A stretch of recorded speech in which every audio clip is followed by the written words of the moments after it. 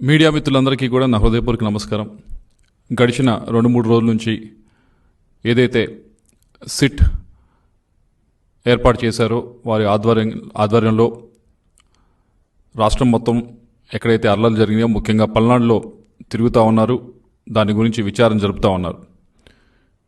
ఈ సిట్ అధికారులకి మా వైపు నుంచి కూడా మేము రిక్వెస్ట్ లెటర్ పంపిస్తూ ఉన్నాం. దీన్ని పూర్తి ఎటువంటి ఆధారాలు లభించినా కానీ అన్ని యాంగిల్స్లో కూడా దీన్ని విచారించాలని చెప్పి వారిని కోరుతా ఉన్నాం. ముఖ్యంగా గడిచిన 4 రోజుల నుంచి ఎలక్షన్స్ అయిపోయిన 4 రోజుల నుంచి 5 రోజుల నుంచి కూడా వైఎస్ఆర్ కాంగ్రెస్ పార్టీ వైపు నుంచి డెలిబరేట్గా ఒక మెసేజ్ని అయితే తీసుకెళ్ళడానికి ప్రయత్నిస్తూ ఉన్నారు. దాంట్లో మొదటిది ఏదైతే ఈ పల్నాడులో జరిగిన గొడవలకి కారణం ఇదేదో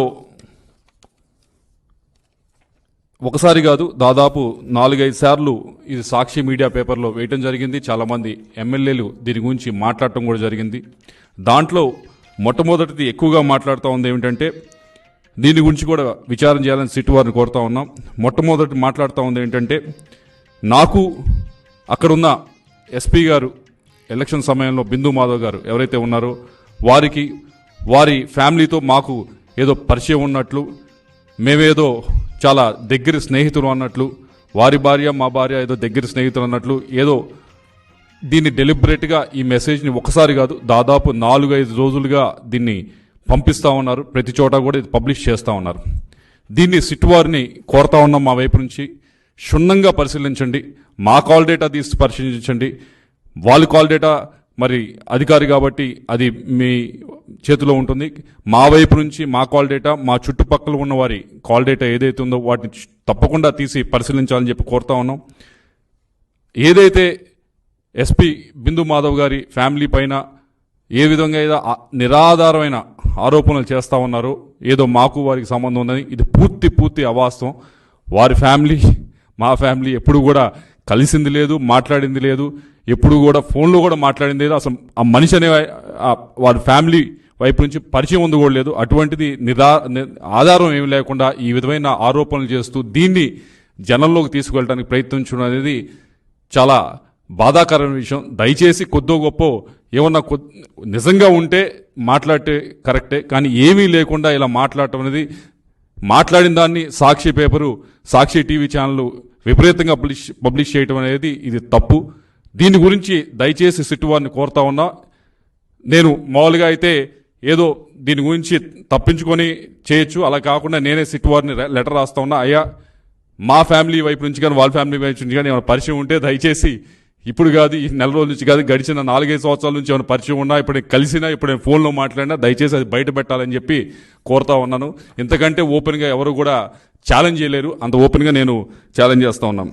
రెండవది చెప్తా ఉంది ఏమిటంటే ఏదో మాకు ఆ రోజు ఎలక్షన్ రోజు పోలీసుల వైపు నుంచి ఇదిగోండి టీడీపీ చెప్పినట్లు ఆడిందని చెప్పి ఏదో కథనం, పల్నాడులో హింసకు పోలీసులే కారణం అని, అట్టడుగున టీడీపీకి సహకారం అని చెప్పి ఒకరోజు ఇలా వివిధ ఆర్టికల్స్ని పబ్లిష్ చేయడం జరిగింది.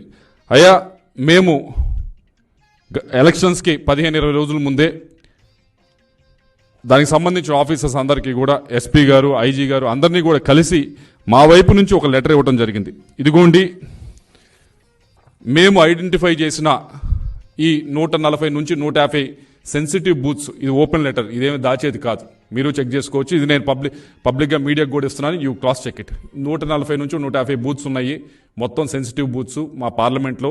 దీనికి సంబంధించి మీరు కొద్దిగా బందోబస్తు అనేది జాగ్రత్తగా చేయాలి అని చెప్పడం జరిగింది. చెప్పినప్పుడు ఇంకో విషయం కూడా చెప్పాం, మేము ఇవ్వటమే కాదు అటువైపు పార్టీ వాళ్ళు కూడా ఇస్తారు, ఒక 140, 150 ఈ 300 బూత్స్ని మీరు సరిగ్గా మ్యాన్ చేస్తే చాలు, ఇక్కడ ఎటువంటి ఇబ్బందికరమైన సంఘటనలు జరగవు, ఎటువంటి వైలెన్స్ జరగదని చెప్పి మేము ఇవ్వటం జరిగింది.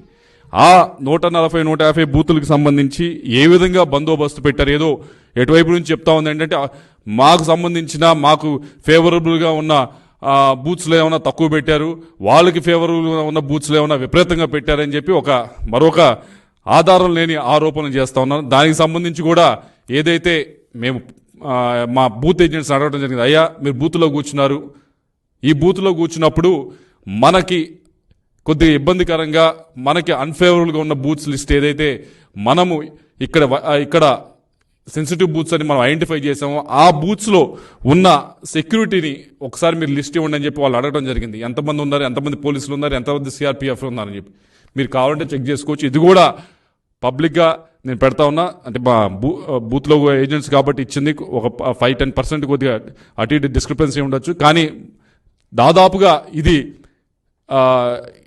ఏదైతే నిజంగా అక్కడ సెక్యూరిటీని ఏర్పాటు చేశారో దాని డేటాని ఇక్కడ మా వాళ్ళు చూసిన డేటాని ఇక్కడ పెడతా ఉన్నాం. కాబట్టి దీన్ని కూడా ఒకసారి వెరిఫై చేసుకోండి. దీన్ని వెరిఫై చేసుకున్న తర్వాత మీకు తప్పకుండా అర్థమవుతుంది. ఎందుకంటే దీంట్లో కూడా మేము ఇక్కడ పెద్ద పొరపాటు చూసారంటే దాదాపుగా 20 బూత్లు ఇస్తే దీంట్లో దాదాపు 17 బూతులు ఒక్క కానిస్టేబుల్నే మేము సెన్సిటివ్ బూత్స్ అని ఐడెంటిఫై చేసిన దాంట్లో 20 బూతుల్లో 17 బూతుల్లో ఒక్క కానిస్టేబుల్ మాత్రమే పెట్టడం జరిగింది. ఇలా ప్రతి నియోజకవర్గాన్ని ఇచ్చాం. నర్సరాపేట ఇచ్చాము, అలాగే సత్తెనపల్లి ఇచ్చాం, మాచర్లు ఇచ్చాము. అన్ని బూతులు కూడా ఇది కూడా ఏదో సీక్రెట్గా ఉంచేది కాదు, ఇది కూడా ఓపెన్గానే మేము పెడతా ఉన్నాం.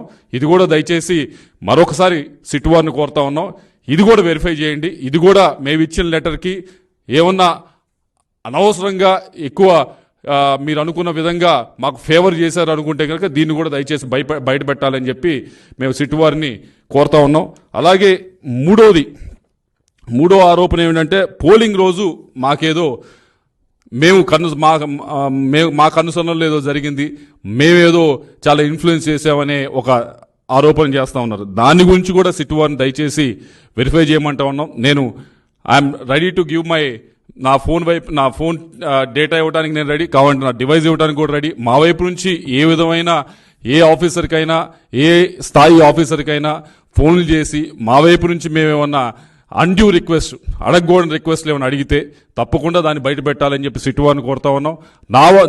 నా వరకే కాదు, నా చుట్టుపక్కల ఆ రోజు ట్రావెల్ చేసిన వారి అందరికీ కూడా మీరు దయచేసి కాల్ డేటా రికార్డ్ చేయండి, తీసుకొని వాటిని వెరిఫై చేసి ఇవన్నీ కూడా బయట పెట్టాలని చెప్పి కోరుతా ఉన్నా. ఎందుకు ఇంత ముందుకు వచ్చి ఈ 3 కూడా అడుగుతా ఉన్నామంటే దీన్ని ఏదో అనవసరంగా ఎలక్షన్ సమయంలో అనవసరంగా మన చేతిలో లేని విధంగా జరిగిన దానికి ఇదేదో పూర్తిగా మేమే చేసాం, ఎంపీగా ఉండి నేనే చేశానని చెప్పి నా పైన ఆరోపణలు చేయటం కానీ దానికి ఒక కులం రంగు పూయటం కానీ ఈ విధంగా గడిచిన 4-5 రోజుల నుంచి కూడా ప్రతిపక్షం అధికార పక్షం ఏదైతే ఉందో వైఎస్ఆర్ కాంగ్రెస్ పార్టీ అది చేస్తూ ఉంది. ఇది ముమ్మాటికి తప్పి. నేను గడిచిన 5 సంవత్సరాల నుంచి కూడా నర్సరావుపేట ప్రజలు, పల్నాడు ప్రజలు నన్ను చూశారు, ఏ విధంగా బిహేవ్ చేశాను, ఏ విధంగా ముందుకు వెళ్ళానని చూశాను.